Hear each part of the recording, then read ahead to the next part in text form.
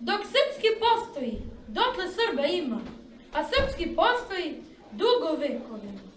Pričanjem na srpskom poštujte pretke što su hrabro išli kroz sablje i metlje. Znam da u svakom od vas u oku zasija, kada god čujete nežnu reč Srbija.